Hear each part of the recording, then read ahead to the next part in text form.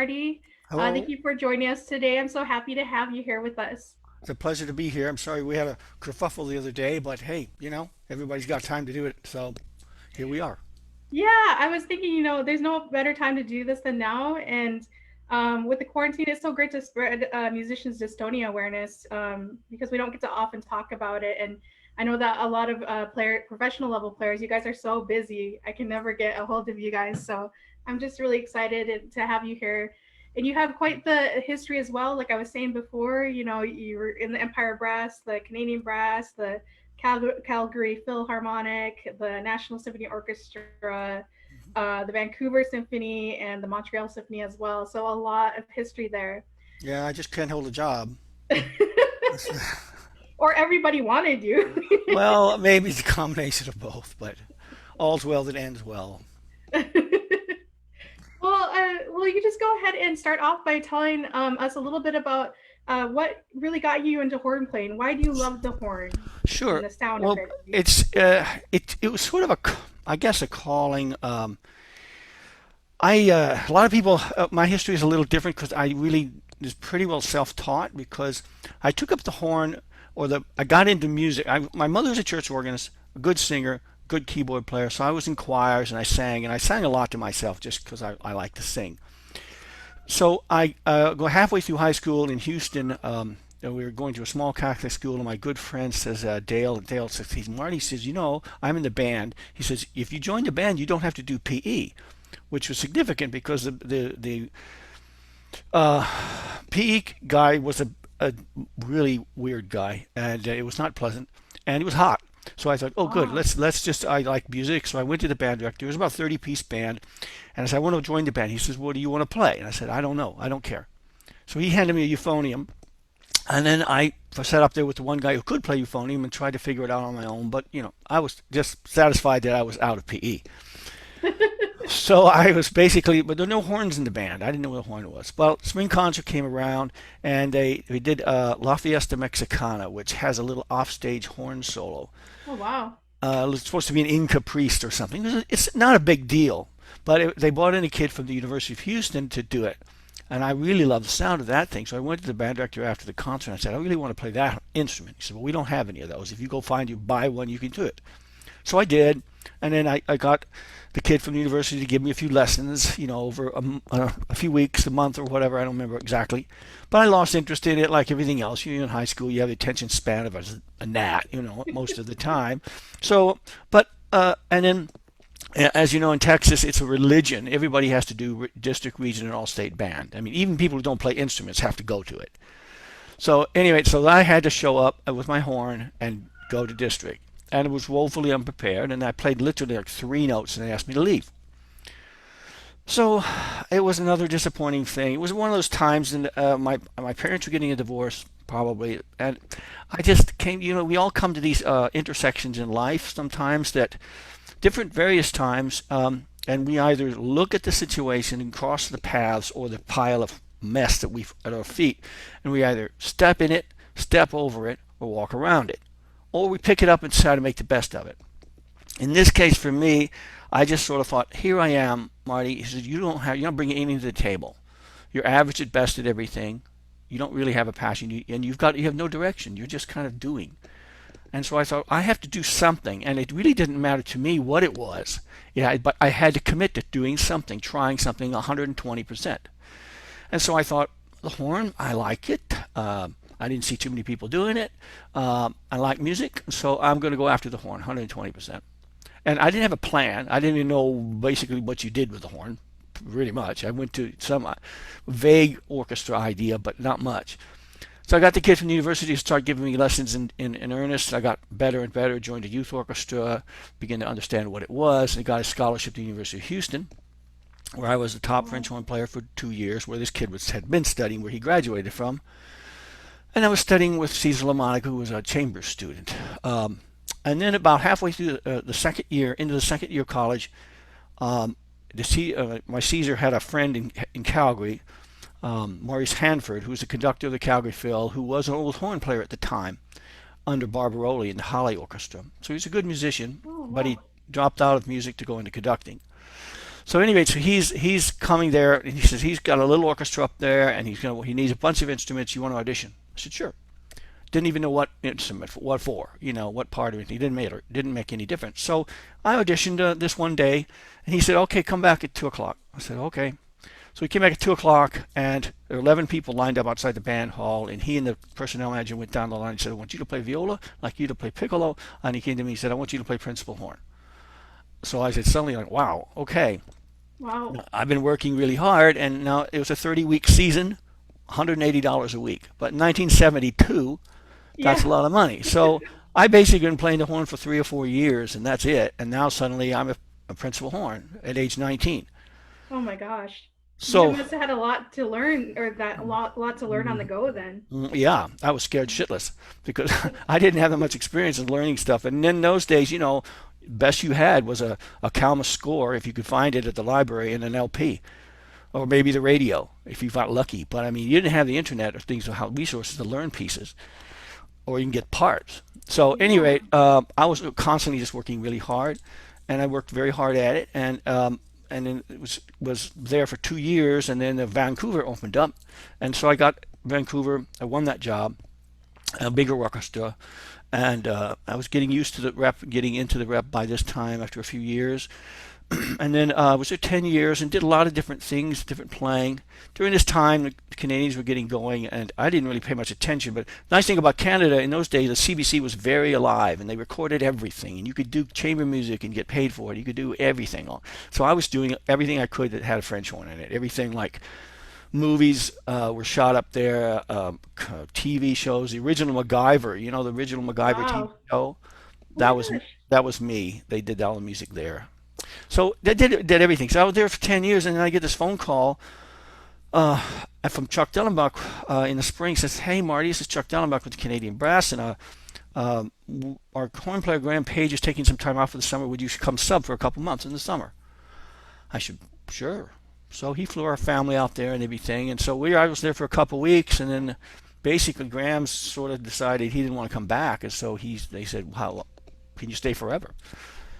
And unfortunately, I was able to. I didn't have a contract signed, so I moved. We moved. So I joined the Canadian Brass, and that was pretty traumatic, exciting. But the first we had a little concert in Toronto, and the next concert next week was Carnegie Hall, and we had to do the ballet and everything by memory. And I had a week of Oh 10 my days to gosh. memorize it. So it was whirlwind, but we got into it. I had pieces written for me, and I was with him for a number of years, and then we had a slight business falling out, and so I quit. Now, a lot of people wonder why I get in both groups. What happened is, what happened is that they said after 2 years, Graham is paid out. I'll be a full member. 2 years and plus go by. I go to Chuck. I say, Chuck, I'd like to be, let's talk about that being an equal partner. Oh well, we've changed our mind on that. I said, what do you mean Oh change your mind man. on that? That makes me the only employee. I said, I'm not. Yeah, well, I only want a fair cut from what I'm doing. You know, not I don't care about the old stuff, just what I'm doing and what the group is doing now from here on out. Well, we made this group what it was, and I said, well, I'm making it, keeping it alive, aren't I? Yeah, you're doing a great job.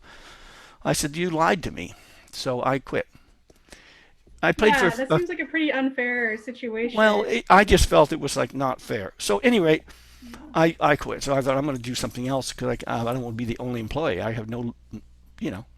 So anyway, uh, during the last couple months of touring with them before I formally left, we played Severance Hall in Cleveland, and in the audience was four of the five Empire brass members. Now I didn't even know about the Empire, frankly, but they evidently hated the Canadians because they thought they were just jokesters, etc. They weren't serious musicians, and then Rolf was Rolf, and so during this time, Chuck was calling all the horn players he could think of and asking them, "Do you know anybody we could audition for the Canadian Brass?" One of the persons he called was Dave O'Hanion. And Dave said, "Well, I know so and so and so and so and so and so." And then Dave basically said, "What about me?" And Chuck said, "Really?" So they secretly got together, and he was offered the job. And this was all very hush hush. So this finds what happens. This is over a couple month period. So what ends up happening, a few months period. I had left the group by then, was trying to figure out what to do, was launching some solo things, and they were in the middle of Midwest here, someplace on their tour bus in the Empire, and Dave says, "By the way, Rolf, I joined the Canadian Brass. I'm leaving the Empire." Well, Rolf just went bananas. Literally threw him off the bus with his suitcase and horn in the middle of the country. Oh my gosh. And so they were getting sub horn players, etc. And then this went on for a few days, a week or so, and then the other guys in the group said, "What? We didn't like the Canadians, but that one horn player, he was pretty good, and he's not working. Why don't you call him?" And so Rolf called me and I said, "Do you want to come play with the Empire? Let's try it out." I said, "Okay." So that's how that happened. And then I was really fortunate because I didn't have any of this planned. I was just trying to be as good as I can be. I mean, I tell myself and my students, I said, you only have one job. You have to be slightly better than yesterday, but not as good as tomorrow. And that's the way I always operated. And I didn't have any plan. Anything that could involve the horn, I'd do it. Anything I could make up, publishing the books, arrangements, it didn't matter. Movies, rock albums, it didn't matter. So I just was always busy doing things like that. Well, the Empire was really great, and the Canadians, but it was whirlwind. I mean, we just never were home. My marriage was falling apart. And about 7 years into the whole quintet thing, I heard that my old job in Vancouver actually was open. Eric Rolski was leaving that job when he took over when I left. He was going to New York Philharmonic. He went to New York Philharmonic, so it was open. So I called him up and said, "I'd like to come back." And they said, "Well, you have to audition." I said, "Oh, fine." And I have a dual citizenship. I'm born in the States, but I got a Canadian passport. So I was able to come to Canadian audition, and I was the only one there. Nobody else showed up because they thought, well, why? He was famous even before he left. Now he's even more famous. I don't have a prayer. So, but did play a very good audition and won. The committee said, no, it was a great audition. Anyway, so I'm there another 10 years.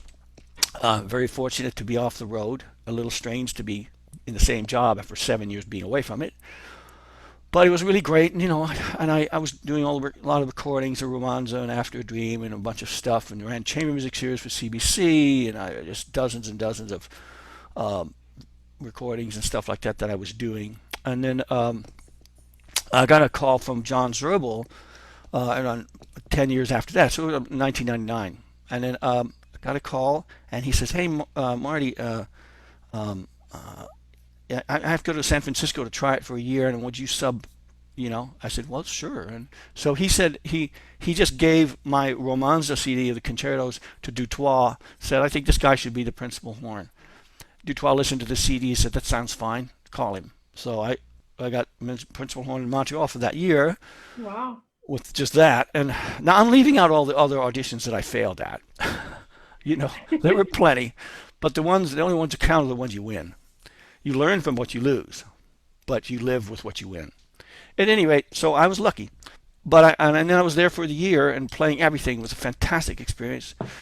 And then I got this phone call from the National Symphony. I'm thinking, and they said, "We have a principal horn opening. Would you come be in the semifinals? Are you interested?" I said, "Sure." That's a big job. So I said, "Well," and they said, "It's this date." I said, "I can't do it." Actually, I was playing Strauss first with my Vancouver Symphony Orchestra as guest soloist while I was principal horn in Montreal. So anyway, I said, "I can't do it." "Well, can you come the next day to the final?" I said, "Yes." I didn't even know about the job. And so I was playing a lot, and I didn't have that much time to practice excerpts or something, but I've been playing all my life, all these excerpts, so it was like, yes, we can do this. So I flew all night. I was pretty sick, actually. Flew all night and won that job. And so as I'm going down the stairs in the front of the stage to see Slatkin and the committee and talk to them, this woman at the bottom of the stairs says, "Hey, Marty, do you remember me?" Now, that's nothing you ever want to hear from anybody, let alone a woman you don't know. So, so it was a little, and I said, "No, I'm going to take," she said, "You're going to take this job?" I said, "Yes." Well, that was Hamilton, Miss Hamilton. She was now the CEO of NSO. She had been the CEO of the Milwaukee Orchestra, which 3 years earlier I auditioned for, won the job, but turned it down because they didn't want to leave my kids. So, but she was an amateur horn player, and I didn't even meet her at the time, but she loved my playing. And so as soon as there was a principal horn opening, now she's in the National Symphony, as soon as she heard that there was a principal horn opening in the orchestra, she went to Slack and said, "You have to invite Martin Hackleman. He was a great player. Oh, wow. You're going to like him." So she got me invited that way. I didn't even know her. Oh So my gosh. it's really important that anytime you whatever you do, play a lot and be a good person. Be the kind of I tell myself, and I learned this the hard way, and I tell my students, be the person you want to sit next to, musically and personally, and it'll make a difference. Somebody remember, I've seen dozens, and we all have. We know these times when you have auditions, you need a player, and the curtain comes down, resumes come out, and say, "Well, number 12 played really great." But and see, his name is Billie Holiday. Ah, yeah. I know. But anybody knows anything about Billie Holiday? And someone says, "Yeah, worked with him in a quintet, or worked him at school or festival, and he's a hot mess. Gone, Oh no. gone." It really makes a difference what kind of person you are, and you will see people again. It's a small world. We all know how small it is. Hmm. So it makes a difference to be positive, constructive whenever you can. That's Um, great advice. so anyway, I was there for 12 years, and then decided I'd just had enough. And so Kelly and I looked around, and then I was offered a few teaching jobs. So we've been here for about 8 years now, and I'm teaching. And in the last, I put down the horn in 16, um, and that's where your questions come in. Yeah. Well, first of all, I just want to say that thank you for sharing that advice. That's really great advice that people need to hear. It's so hard. It's one thing to go through an injury, but even when you're not injured, to have to deal with your surrounding environment, if there's somebody sitting next to you that's not that, very camaraderie type Right. of person, it just makes it more difficult. And It's it's really hard because, especially at the university level, because everybody's developing their ego, their pride, their taste, their conviction, artistically and personally, and it oftentimes rubs against somebody else's way of doing things. mhm. And in university, it becomes, I've seen it many times. They're like, I've only got 4 years in this rat hole, and once I get out, all my brilliance and my genius will be appreciated by the world and the universe. Everything will be great. Nothing could be further from the truth. If you think that it's hard now, I mean, think about it. We don't think about it, but it's so true. When you audition, they're not really, aside from he's a decent guy, maybe, but aside from that, he plays well, right sound, put him there. Now, you might get along with the person next to you, or that person might be a meathead in different ways, but you've got to make it work. And it's there forever. And money's involved, and as far as you know, this is the last place you'll be. So you have to make it work, and you have to learn those skills that in school. You have to begin to think that way. Yeah, that's so true. Well, I just want to also say that I really love your sound. I always have. And it's funny because I was listening to a recording of you the other day because I was like, I know I'm doing an interview with him. I really want to listen to some of your recordings. And I was listening to them. I always thought I was like, man, Marty's reminds me so much of Barry Tuckwell. It's just the Oh, same type of style and sound. It's just very beautiful. And then I read that you had actually studied with him a I little bit. did. When I got the Vancouver job at the time, I thought I really want to go and study with the best horn player that I knew that existed, and that was Barry.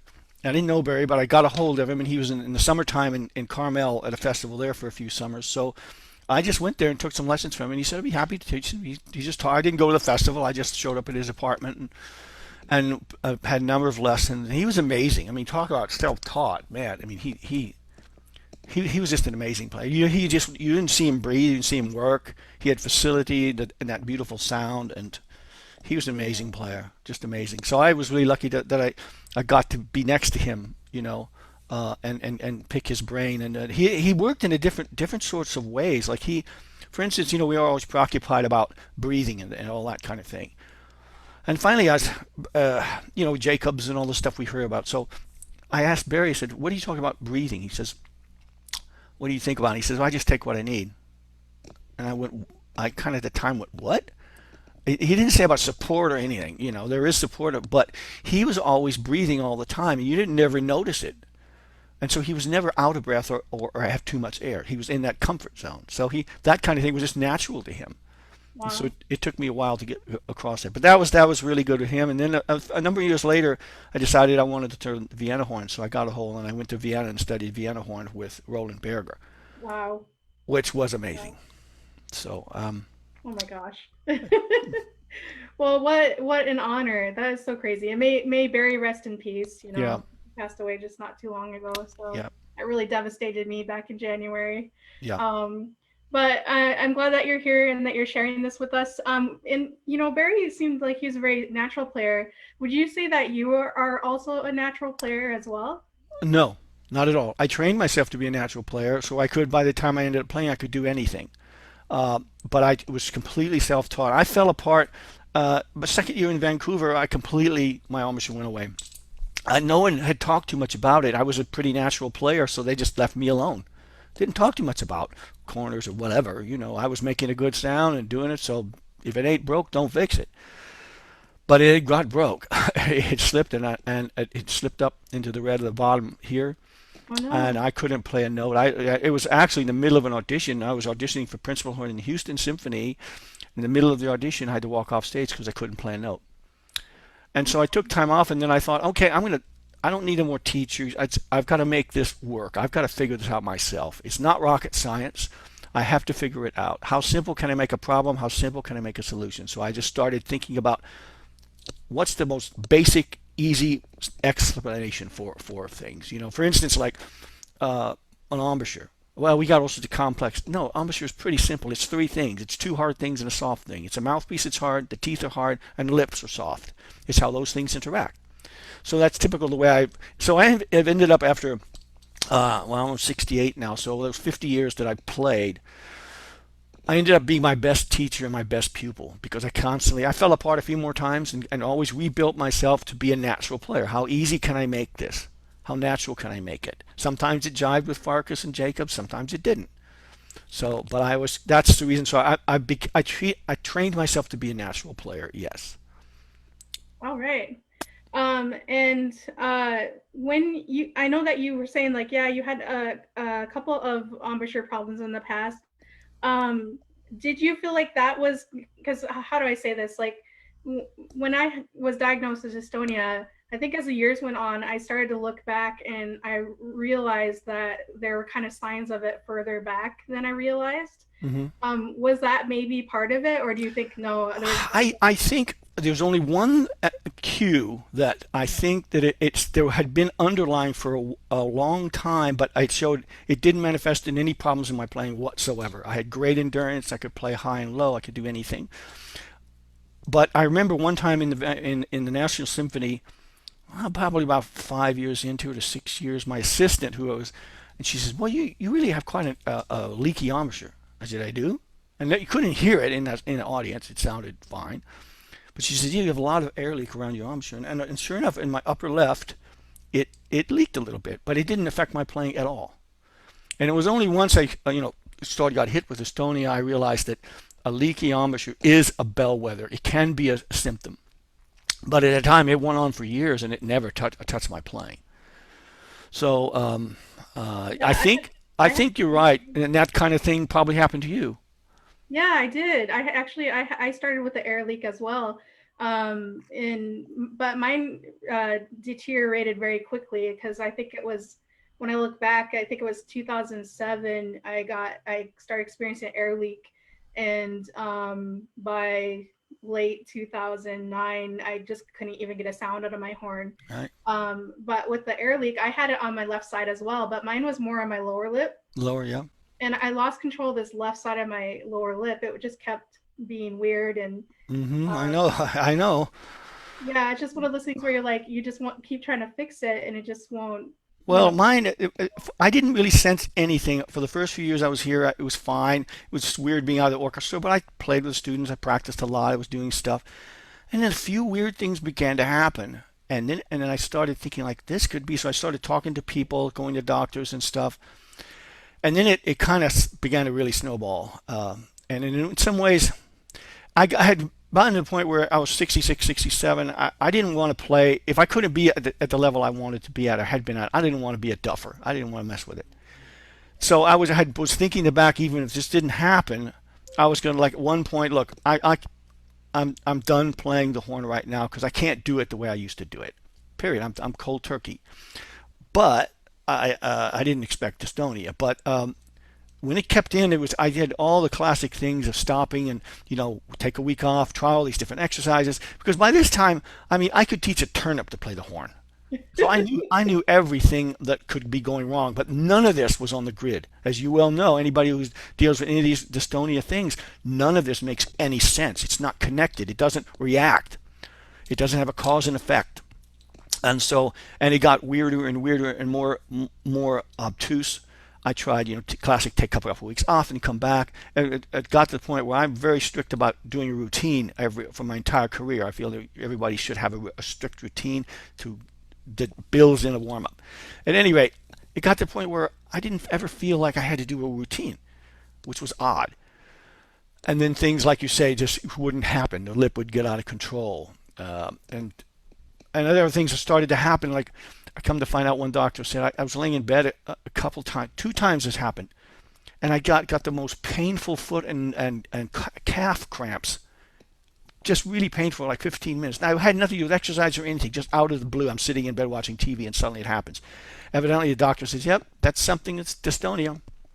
Yeah. Oh my gosh. So you never know That's with that interesting kind that of. you brought that up. I did an interview with Catherine Briner, who's a horn player.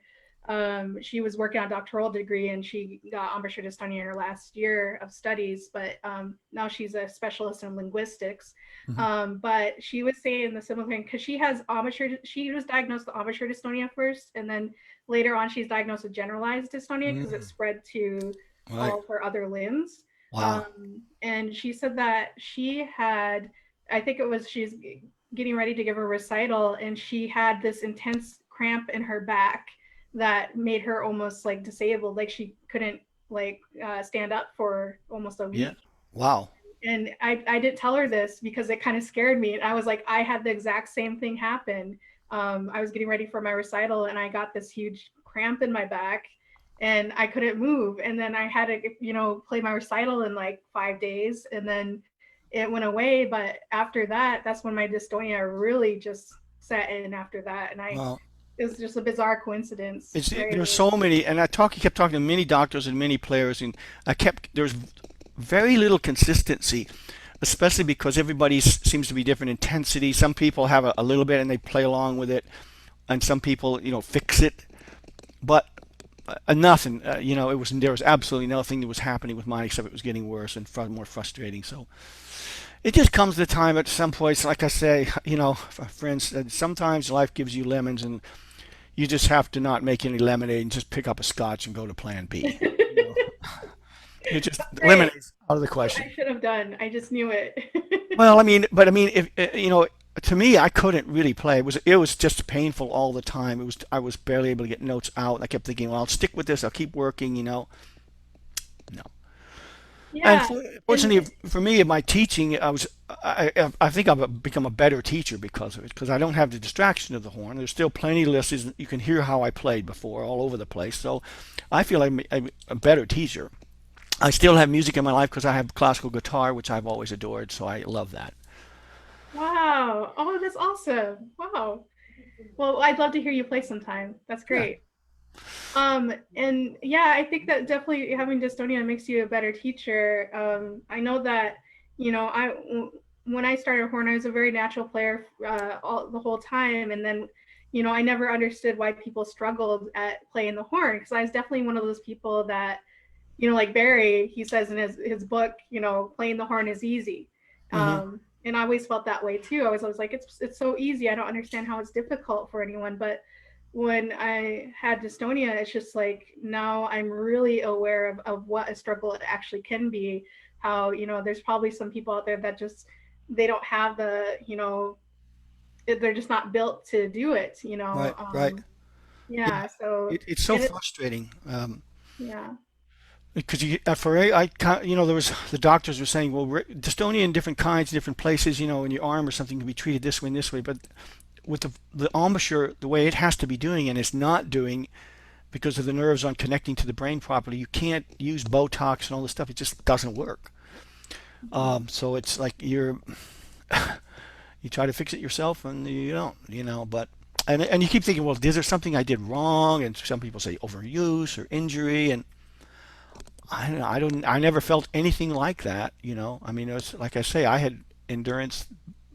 I didn't get tired. I had over the years I have built up that efficiency. So Yeah.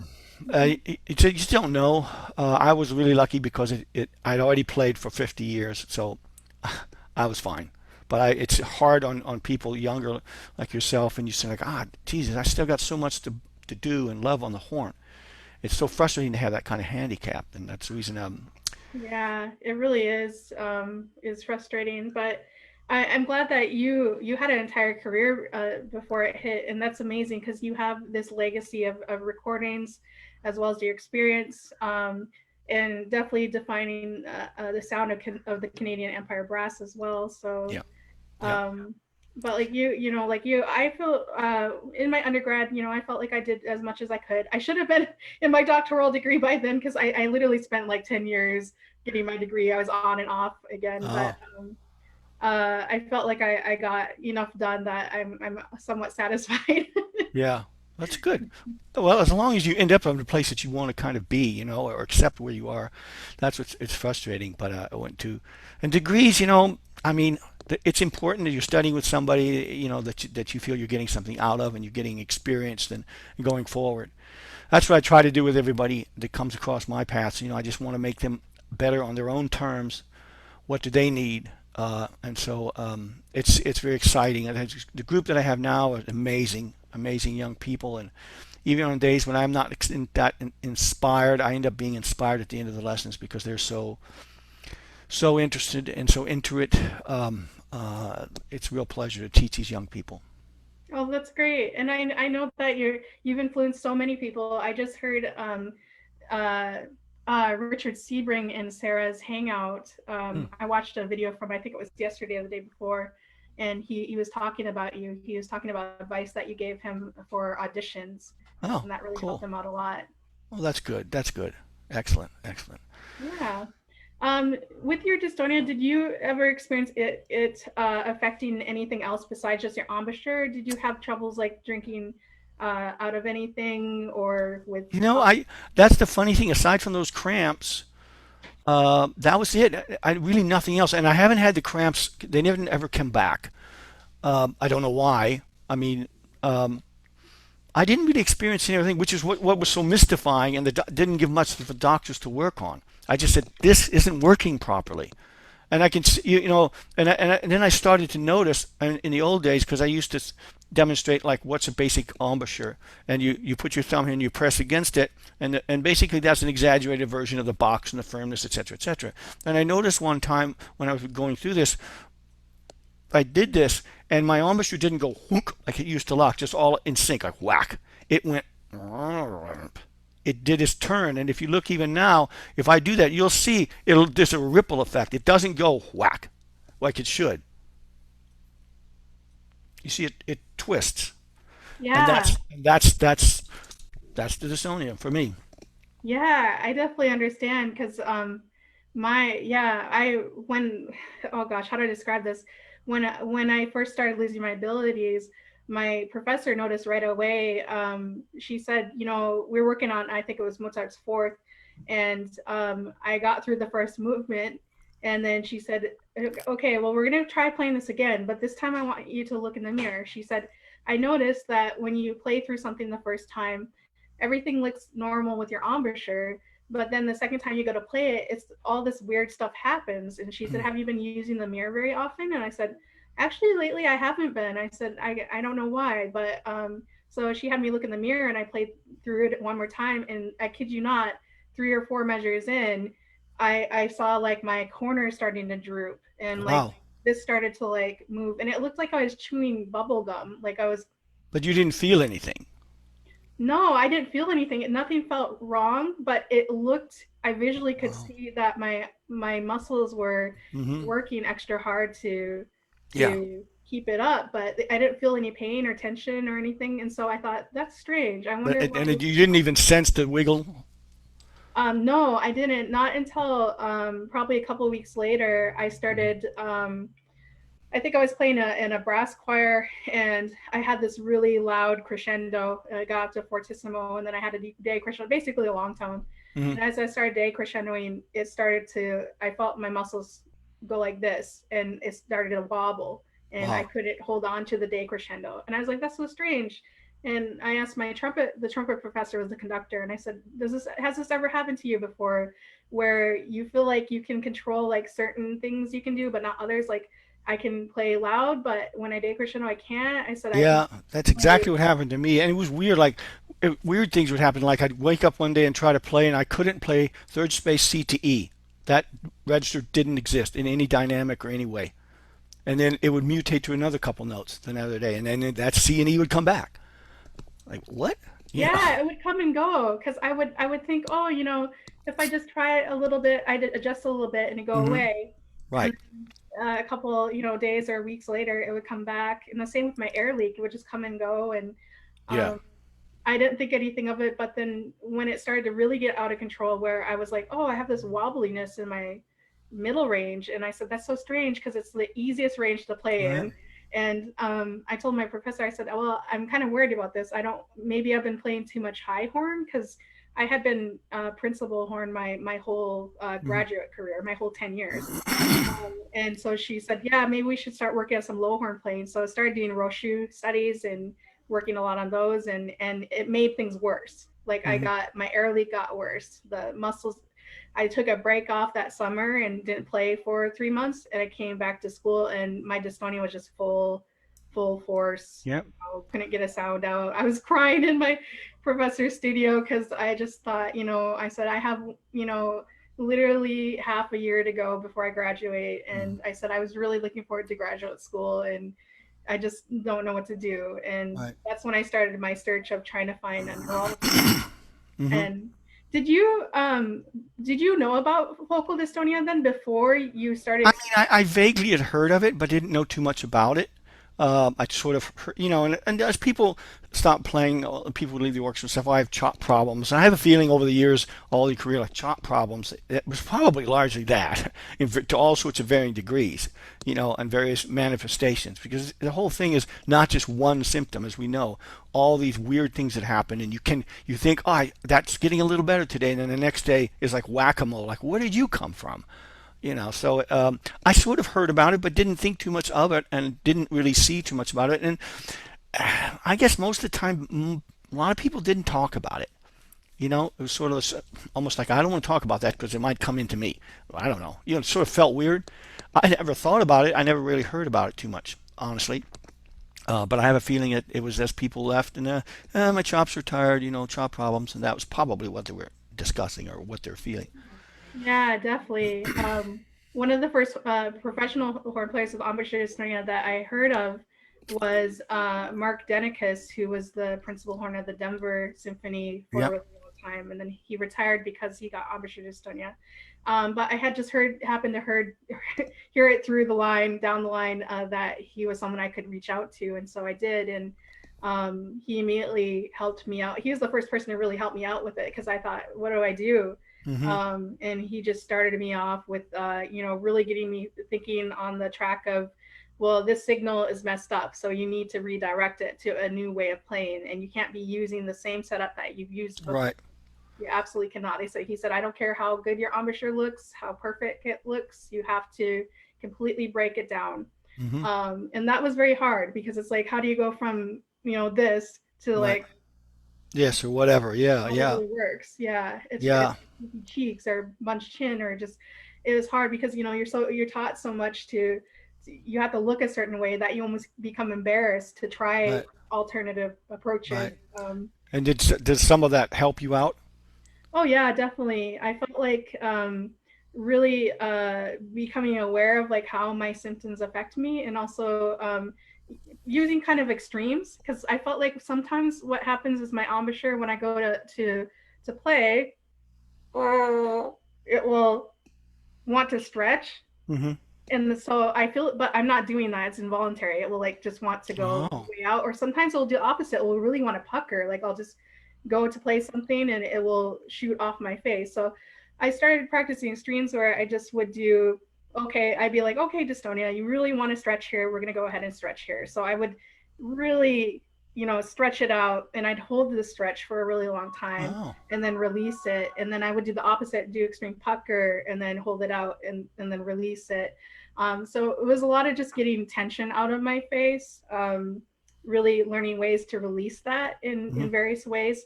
Um, and I immediately started implementing facial stretches, tongue stretches, neck stretches, you name it, the whole upper body. And then I think I was telling in the last video, I was talking to Alex Klein, the oboist from Chicago Symphony, or Calgary, actually, Mm-hmm. now he's in Calgary. Um, and we were talking about stretches, and I said, yeah, it's funny because after I got dystonia, I started my first 2 years of rehabilitation. I was getting way better. I was improving in leaps and bounds, but all of a sudden I started feeling this pain in my jaw, and I thought, oh no, like what's going on here? So I went to a neurodentistry, and the neurodentist did a exam on my nerves and everything in my face, and he said there's something off with your right side of your jaw. He said there's a lot of bulkiness in here. He's like, so I don't know if you're like overworking it or something. He said, but your bite is a little off as well because it's pulling everything to your Oh, I right see. Yeah, side. yeah. So I reached out to my neurologist. I said, what's going on here? And he said, well, because you have one muscle group that's compensating for the lack of control of the other muscle group. He said your left side is the one that's flaccid because like my lower lip protrudes out on my left side, and I always get my tongue stuck on the left side, like I slur my words on my left side. Huh. And he said your right side is doing all this compensating work, and you don't realize it. And he said, so maybe try to find a way to address that. And so I ended up going to acupuncturist, and I don't recommend acupuncture. I mean, I don't mind anyone trying, but for me, I think I overdid it a little. But anyways, she eventually referred me to her assistant, a myofascial specialist, where she would use her thumb to stretch the insides of my cheeks. Oh. It was really painful, Ooh. but she worked her way all the way back to my jaw. And over a year of doing myofascial release, she's able to loosen my jaw up, and it let go, and it's now relaxed. Well, Like I what don't what have any what pain was there. the real reason that it started doing it by itself? I mean, why? What caused the bulk? You said the nurse said there was some bulk over there. What caused that? Was it again something in to do with the playing habit or? Yeah, yeah, it's because since these muscles are compensating, it's working this side of the jaw a lot more. And she said that what happens is because the joint back here, it's just the same as like with your wrist. Like people who use their wrist over and over and over again, they get carpal tunnel because Hmm. your body builds up fascia, or which is Right. tissue in your wrist, and it uses that to protect your wrist from this movement. It's supposed to make it more efficient so that it protects you from getting hurt. But what happens is people start using the wrist too much, and the tissue builds up so much it starts to dig into the nerve, and that's why you hear musicians that have to get like surgery on the wrist or Right. something. And she said it's the same thing with the jaw joint. She said if you're overworking it, it can start causing TMJ, those things Hmm. like that. She said, and one of the ways you can handle that is by loosening up the tissue near your jaw joint as close Right. as I see. possible as you can get. So that's what she did. And I just thanked her. I said, thank God, because I could have gotten TMJ on top of having embouchure dystonia, and that would have been awful. Um, but now I realize how important it is for me to pace myself out, like when I play, because I could easily go to, into practicing and practicing for a long period of time. But now I realize how I really need to pace myself because I feel like when it comes to embouchure, we're so not aware of how much work our little muscles do. Mm. We have no Oh, idea. I know. It's extraordinary. I know along the way, even before that, I don't know how many years ago. It was a trumpet player I met. He was working in Paris, one of the big orchestras. I forget his name, and I think what he was doing is he was going through dystonia and problems. And he didn't describe it as that, but it sounded like it. One thing he did, which I did, and I kind of used just for grins over the years, but then when I was going through dystonia, it actually did make a difference temporarily in various levels, which was he would do a lot of playing on a trombone mouthpiece. So it completely rearranged and refocused muscles that weren't used to working and supporting, but it also made a super pucker here that didn't wasn't challenged by the tiny rim. So when I put the mouthpiece with the horn back on, it felt like it was a lot more even and situated. And that sort of thing helped me reorganize the muscle group, like you're saying, doing exaggerated things. I didn't do that, but by learning to buzz and play on the trombone mouthpiece, it really made this whole embouchure become more galvanized. And every once in a while I'll suggest to even students that aren't experiencing any problem, but they're overplaying or something like that. I'll say here, just take this remote mouthpiece and spray 3 minutes a day on it. Try to buzz some C scale and stuff like that, and see if it doesn't help reinvigorate and kind of jumpstart, reboot the embouchure a little bit to freshen it up, to firm it up, to balance it up, which is really important. So. Yeah, that's great advice. I really like that a lot. And there are a lot of musicians that have embouchure dystonia that find playing on a different instrument is helpful. Yeah. There's a couple I know that love playing trombone, or I think one plays sackbut or something. Wow. And then for me, I'm the opposite. Like I feel like playing trumpet really helps me. So if I'm Uh-huh. playing the trumpet, I can switch from that over to the horn. And for, I kid you not, for like maybe an hour, I can play like, semi decently without having to like go through this prep work and Right. Right. get up and play. Right. Hmm. Yeah, it's an important, and that's one thing that we are people that have experienced dystonia. That's one thing we could share is get people to mix it up a little bit with the embouchure. I've got one student, for instance, he's a first year kid. He came in and auditioned. He sat down and said, "What are you going to do?" Now this was a young kid, first year. He was going to play villanelle. So Jeremy sat down. He's going to play villanelle. So he sat down. And he played the spots off of it. I mean, big sound, high C, triple tongue. It was nothing. You couldn't touch it.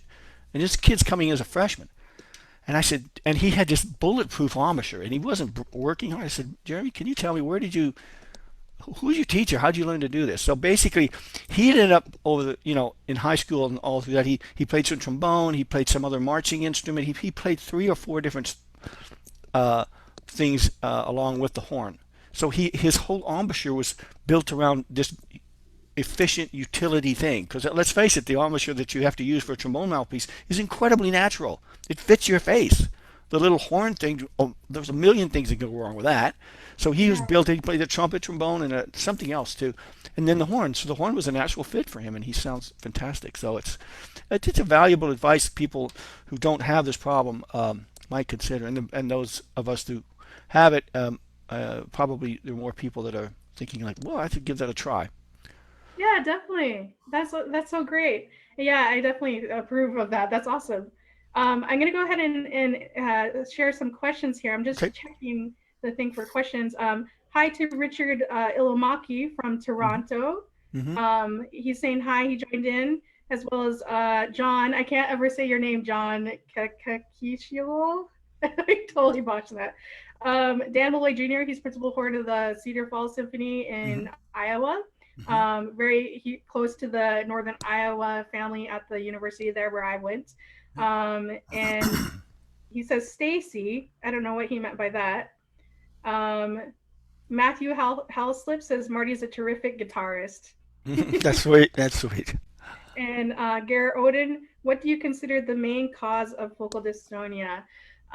So Garrett, we actually don't know the cause of focal dystonia. We know that when it manifests, it's neurological, but there's no known cause. There's no known cure. And one of the main problems with finding the cause is because it has what is called a multifactorial etiology. Basically, this means there's so many factors in each individual case that it doesn't really point to just one thing. It's usually kind of a cluster of things, or just like, And um, sometimes you can trace it to some individual did something, and I mean I did hurt myself and it started then, and so people think that's it. Well, that was for you, but like you say, it's a hydra head of a hot mess of problems that no one can really get back to the one thing that really does it, except that it ends up with this neurological stuff.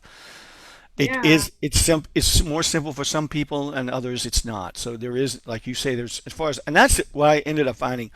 I tried to get all this advice. I'm thinking, okay, I'm going to work it through. I'm going to rebuild, but it kept getting worse and worse and worse and unraveling. The ends of the nerves were unraveling more to the point where like I can't fix this. And I thought about acupuncture, etc. But no, yeah. it, Well, if it you was think got to about work. it, like, if you built this neural pathway, this brain pathway, and it's been highly refined over X amount of years, as the years progress, that neural pathway, they say it's kind of like a path that's dug in the dirt. Hmm. So if you say, I've dug this path in the dirt, but I've been doing it for 40 years versus 5 years, that pathway is going to be a lot deeper, a lot harder to change. than someone that's only been playing, like 6 years or something. Yeah. So I know that it's got to be, and it's what's most sad is that focal dystonia tends to affect people who are professional players or advanced players, or they've been playing for at least 15 years, 16, 20 already, and it usually hits primarily men, unfortunately, in their median age as well.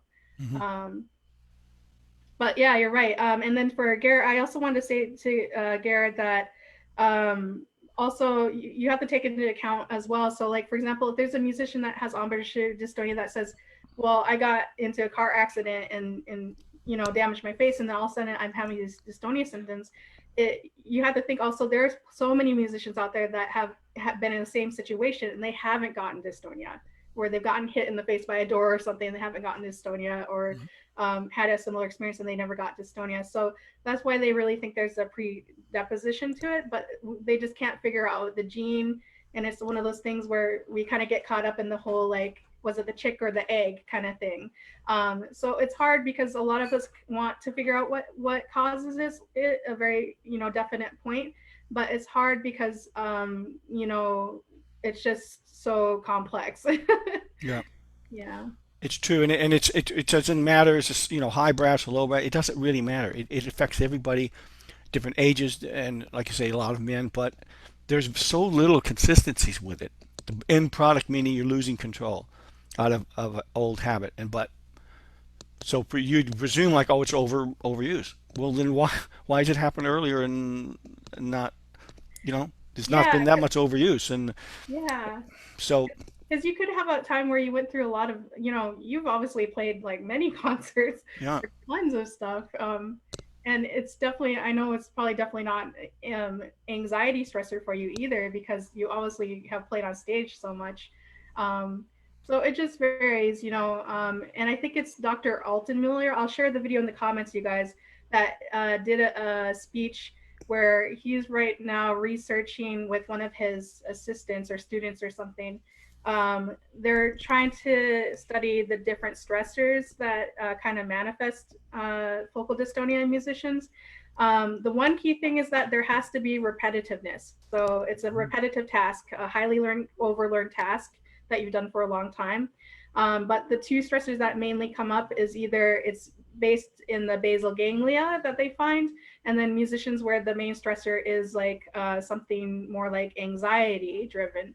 So how they're testing this is they're putting both types of musicians with focal dystonia under a stress test, and they found that the ones that are more basal ganglia affected tend to perform better under stress with their dystonia, no matter if they have dystonia. Where the ones that are more anxiety related, they tend to experience a lot of the more anxiety symptoms as they try to play with their focal dystonia. And that's something that Stephanie, who I interviewed a while ago, and I were talking about. She's the principal piccolo of the Metropolitan Opera Orchestra, Hmm. and she has hand dystonia. And she said, I found that interesting because she said, when I continue playing the orchestra, I feel like it actually makes my dystonia a little better, like when I'm under pressure. And I'm the same way as well, because I was really scared to rejoin an orchestra after like 7 years. And then when I did, even though it's an amateur orchestra, I felt uh, as soon as I got back into there in the swing of things, I was playing a lot better than I expected, and I wasn't like crippling, Hmm. crying in the backstage like I probably would have been in my first year. Yeah. Wow. Yeah. Well, it's a interesting thing, and as I guess there's obviously research being done, but I found for me as I looked into it more and more, there were so many variations and complexities and perspectives of this one basic thing. And like you say, it's not a simple thing like, oh, you did this or that, and so and it can come at different rates of people, and so for me, it was I felt very lucky because I had a very successful career playing the horn. Uh, it's weird because I still, oftentimes, I involuntarily I'll wake up in the morning and I realize I'd been dreaming of playing my routine. And when you dream, everything's super real, right? So I was playing those notes. I felt it. And even now when I'm teaching, as I'm doing, it can be anything that I'm teaching. any passages they're playing, I know exactly how that feels. I know exactly how that note's going to not come out and why, because I'm feeling it in real time. You know. So and when I'm looking at it, it's literally a sensation. Every note is a different sensation, and I don't have perfect pitch, but I could pick out any note and know what that felt like and what the passage feel like. So it's I'm still playing the horn, but I'm not. You know. Yeah, it's a weird thing because it's like you know how to play it. You definitely know how to play it and Mhm. how it feels to play it Yeah. correctly. Yeah. Dystonia just wipes that off the map. Yeah. Yeah. But it's made me a little clearer and better as a teacher because I'm much more clear. I mean, in the old days, even if I said, no, no, short call goes like this and I play it perfectly, people would still look at me like, well, that's really super that you could do that, but you still have to explain it to me. And so now I use a lot of more singing, a lot more thorough approach to things and taking it apart different ways. So it's made me a better teacher. And I realized that I was doing a lot of these things that I'm explaining when I was playing, and I didn't realize it. But now that I'm not playing and I'm realizing it through my memory and through being vicariously hearing you play, this is what I did. This is how you get that slur right. This is how you do it. Like, for instance, the timing of the fingers, very important. You know that when you articulate a certain note, certain passage, that articulation comes at the bottom of the stroke of the valve, and it's very easy to be lazy. And you chip a note and think, oh well, I chipped a note. No, that's the reason. And so, but you don't think about it at the time. You just become more careful. So things like that. So I feel very fortunate. Like I say, I'm enjoying the teaching. I love the guitar. And life was a bit simpler. I'm not doing the routine anymore. You know. And you're holding back on the whiskey, right? Or scotch? What is it? That's another problem. Especially now with the virus stuff. Yeah, Um, not so much. I'm gonna try to be careful, but that's okay. Just ask it. And then yeah, no, I'm just so glad to hear from you and your story and everything in your background. I know everybody loves it. And I listened to the podcast that you did with Adam Wolf, which mhm. was amazing. I loved it. I Oh, good. actually happened to, I think you guys were airing it. I was participating in a research study on Embouchure Dystonia in St. Hmm. Louis, and they flew me out there, and I was at the Oh, hotel, and I was up in my room, and I just happened to come across that podcast and was listening to it. I was really inspired by everything you said. oh, thanks. Um, so the next day when I went into the MRI and everything, I was thinking about you actually. I was like, wow, I was like, I just can't get over how great of a podcast that was, and it gives me some hope. Just hearing your letters at the end that you wrote were really moving, and Yeah, I do have a talk that I've done a few times after I've done all this. It's called 360 Degrees of Happiness and Work, a complete career. And I talk through the whole history of when I started and to all advice to what you should do as a player. And then at the end, I talk about what happened and where it leaves me. And I've written a lot of poems. Actually, I wrote a lot of poems when I was young, when I teens, like 16 and 20. I tell a lot. And I've written a lot, but I wrote a lot about that, and I wrote some other words as this was unfolding for those couple years. I did write a lot of notes down about it and thoughts, which I'm happy to share with people if anybody's interested in what some of them are. I'd be happy to help, or if anybody just wants to, if I can help in any way in your playing or whatever, or materials, or you know. yeah, you should definitely publish them sometime. I mean, I just listening to them, I was like, you're a fantastic writer. You should get it out there. I mean, I know everyone would love it so much. Well, I know my wife keeps saying you really need to do your own little podcast and talk. So I'm gonna try to put some of the things up there and then talk about it, on my web page, which isn't great. I've got to get that better. But yeah, I knew she said, you have a lot to say. You really should share it. So yeah, I'll probably start this summer, pick a couple things out and see what I can do because I do like to write. Yeah. Oh, that's great. Yeah, we need to hear it. So Okay. Okay. Great. let me go ahead and just check and see if we have any more questions before we leave. Let's see here. We just have quite a few people watching and waving.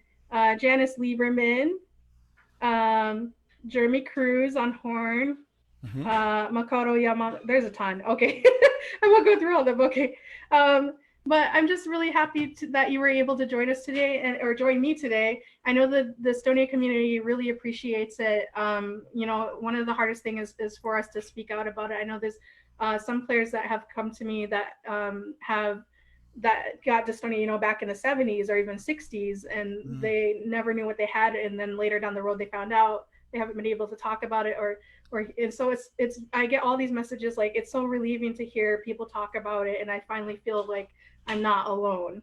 Um, Exactly, and that's what's really important because, and that's why I felt like, you could, like I say, if it was a normal set of circumstances, I could have worked through anything, and I've done it. But it's not my fault. Nothing. I didn't do anything, and so I couldn't feel guilty, and so that's the reason I've been happy to share my story, my successes, and this situation, if it helps give people perspective, and some of the ideas and experiences that I've had. So like I say, I'm happy to share and talk with anybody who would like any information or more information from me in any way. all right. Well, thank you, Marty, so much. I'm so glad to have you. I would love to interview again sometime, and I really do hope that I see your writings published too, because I will flat out buy it. Be like the first Okay. person to Well, pay for I'll get it out there, but I'm not going to sell it. I'll just get it out there. it. All Great. right, Marty. Well, I hope you Thank you have. so much, Katie, and thank you everybody for listening. And I hope you got some food for thought. Best of luck to all of you. Thank you so much. Okay. Have a good day, Marty. Bye bye.